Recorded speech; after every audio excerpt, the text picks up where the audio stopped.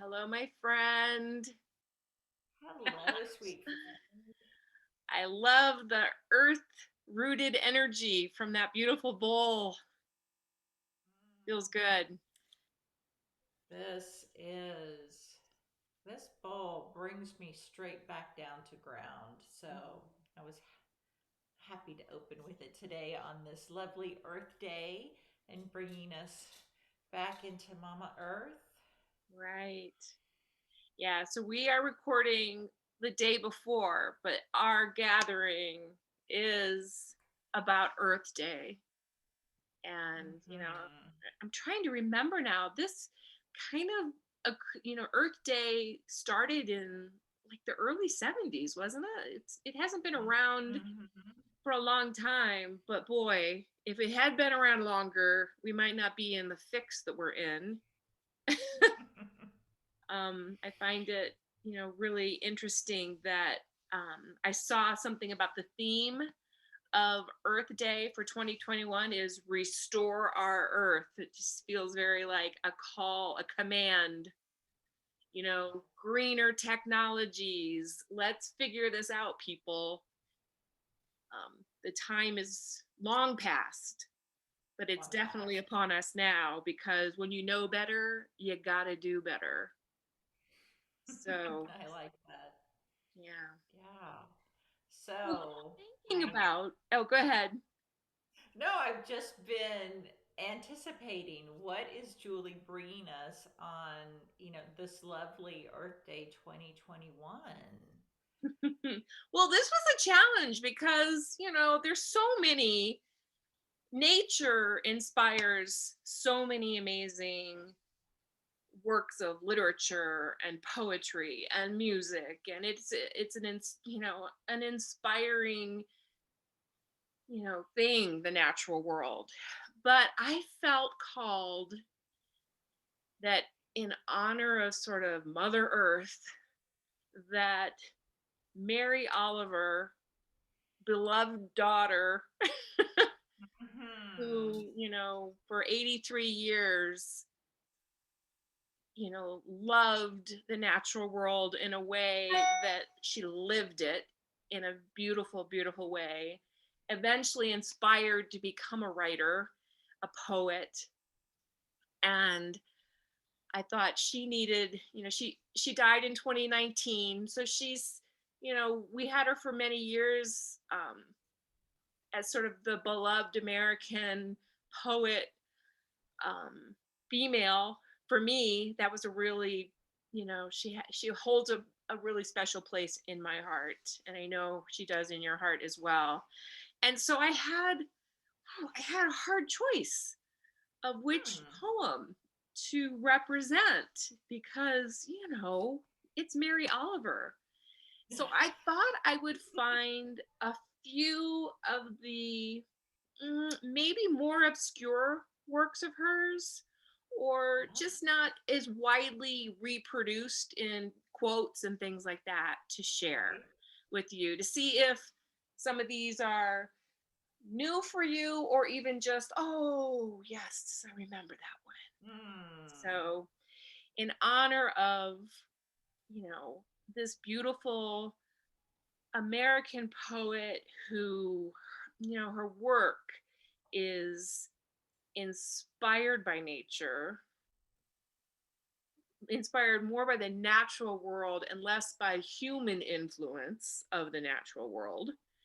Um, she just had this lifelong passion for her solitary communion in Hmm. nature.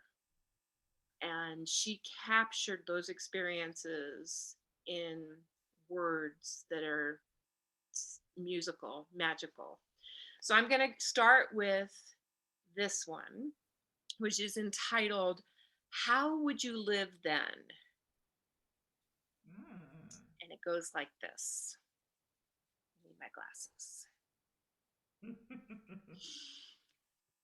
What if 100 rose breasted grosbeaks flew in circles around your head? What if the mockingbird came into the house with you and became your advisor? What if the bees filled your walls with honey and all you need to do was to ask them and they would fill the bowl? What if the brook slid downhill just past your bedroom window so you could listen to its slow prayers as they fell asleep? What if the stars began to shout their names or to run this way and that way above the clouds? What if you painted a picture of a tree and the leaves began to rustle and a bird cheerfully sang from its painted branches? What if you suddenly saw that silver or water was brighter than the silver of money? What if you Mm. finally saw that the sunflowers turning toward the sun all day and every day, who knows how, but they do it, were more precious, more meaningful than gold?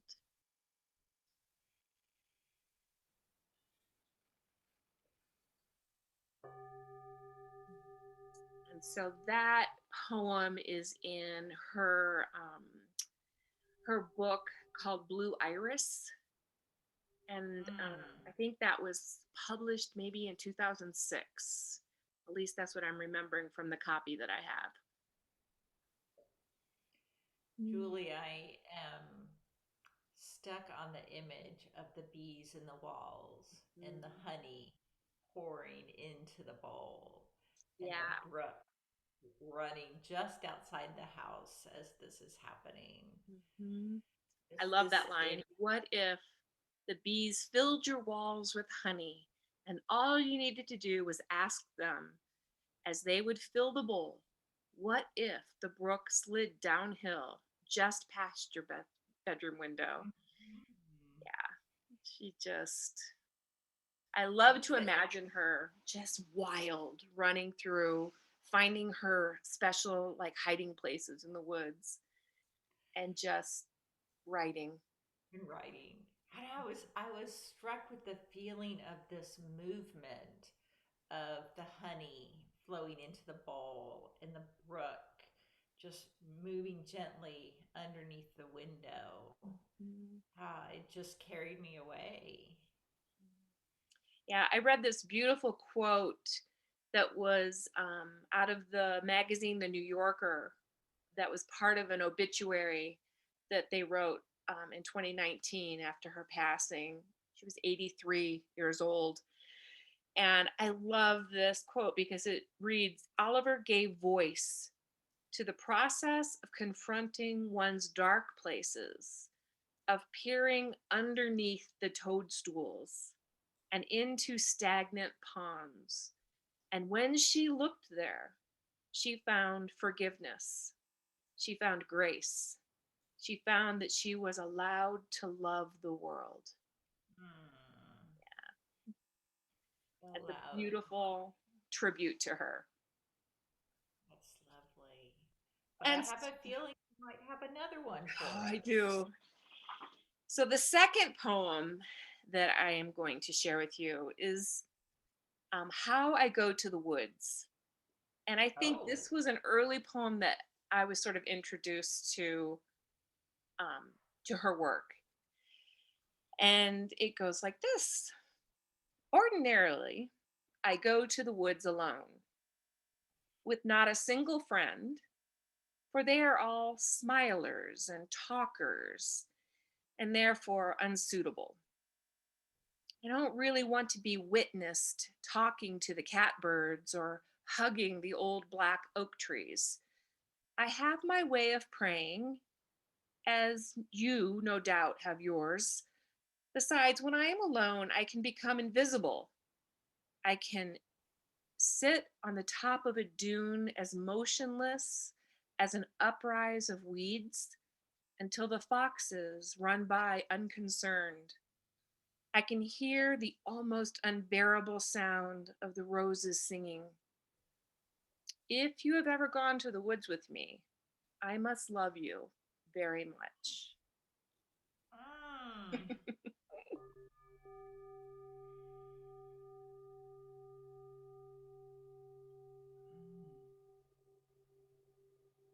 That gives the woods such a sacred place to be. Mhm. If you have ever gone to the woods with me, I must love you. That place that you want to share with your beloved. Mhm. Yeah, Mm-hmm. it really sets the stage of nature as a sacred space, and it needs to have that, it holds that sort of reverence. Mm-hmm. Yeah. Mm-hmm. Mm. Mhm. And then the final of the trio to share with you is, the title is Sunrise, and it goes like this: You can die for it, an idea or the world.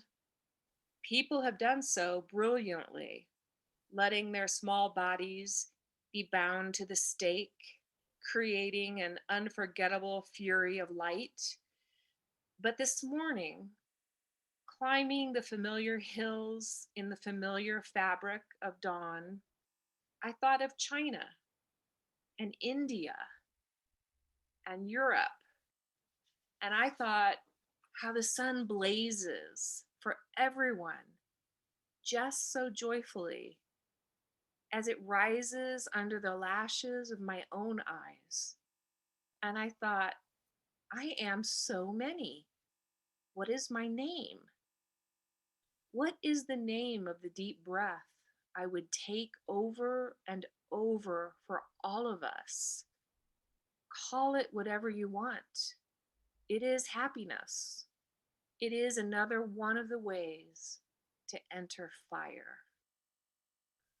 Mm.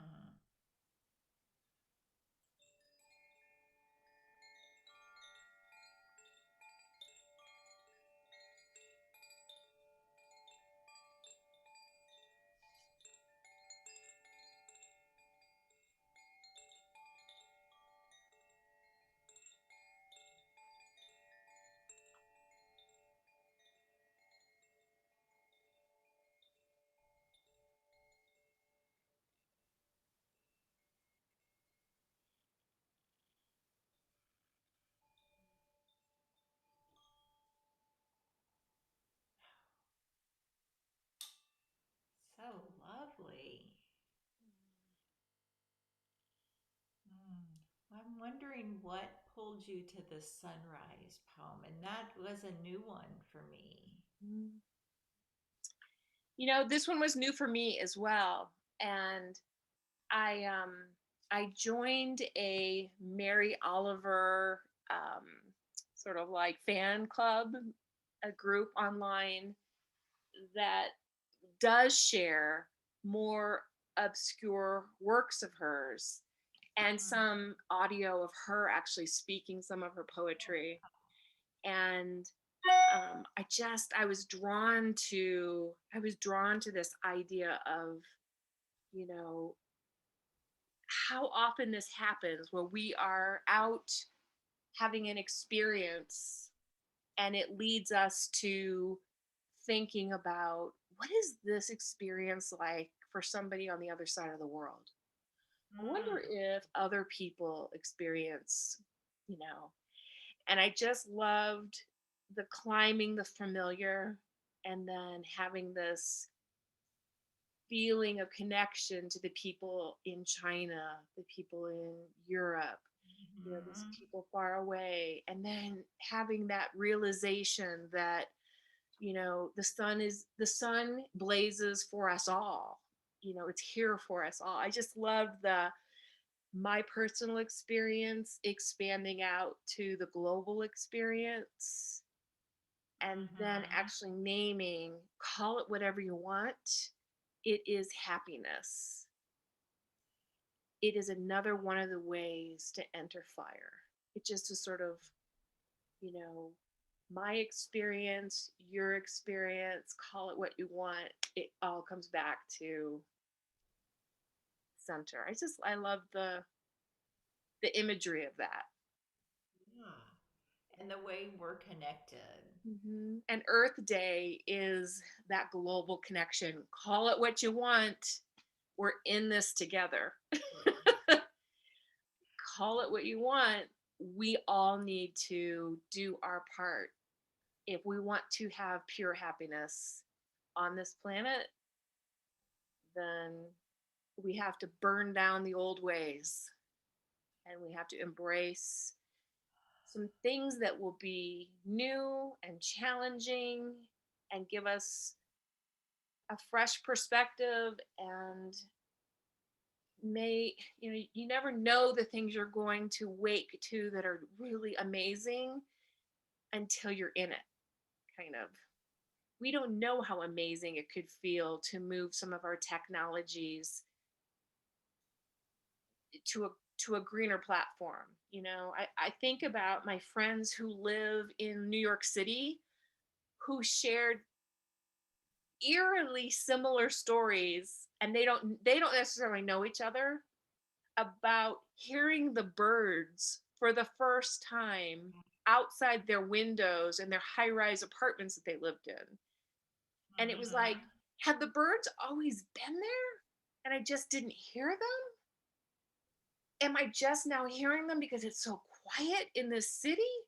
Like, it was just, that's fascinating to me that these parallel experiences were happening by people I know, but they don't necessarily know each other. And it just, that really struck me, you know, about a year ago when I was hearing, kind of checking in on people and, finding out how they were doing.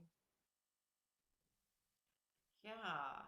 I loved hearing stories of people hearing sounds in nature, of seeing things that they hadn't noticed before. Mhm.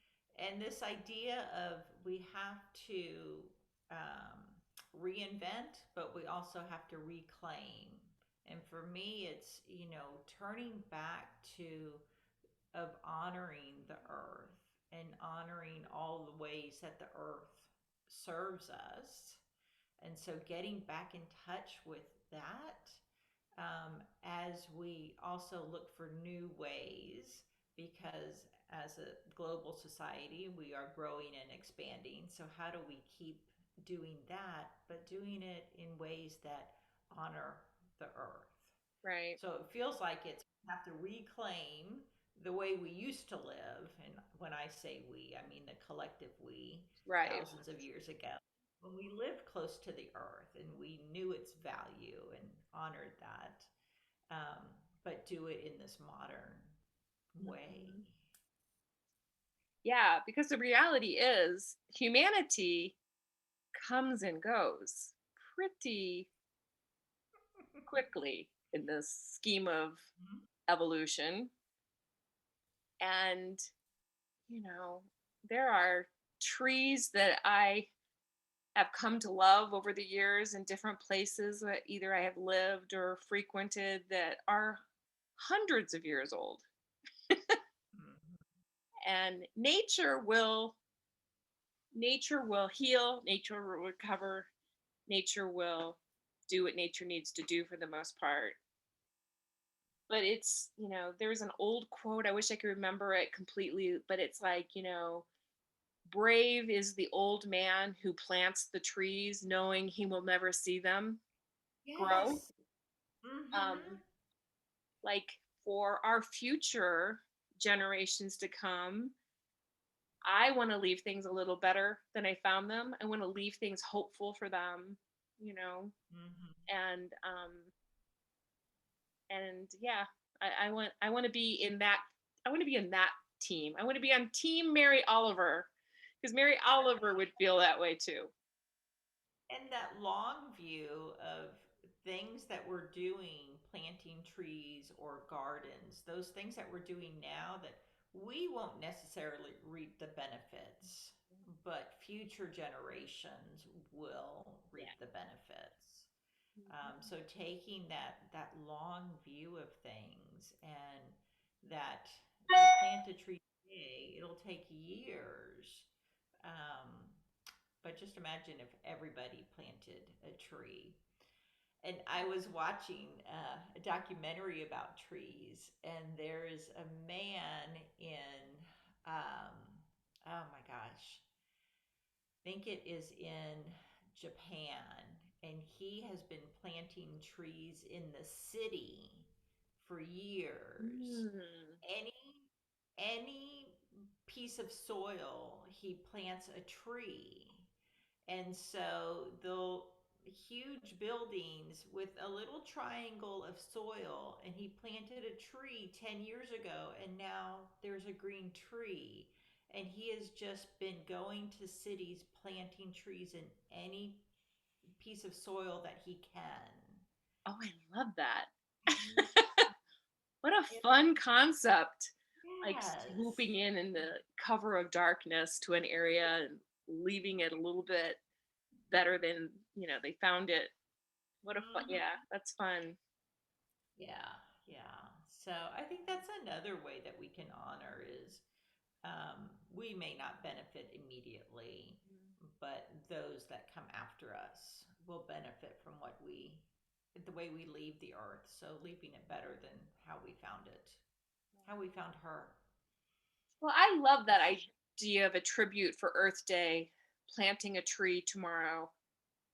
I think I will Hmm. make my way to a local nursery here and see what I can find and do that. Oh, I I have a 2.5-year old granddaughter and a 3.5-year old granddaughter, and we're all coming together on Friday.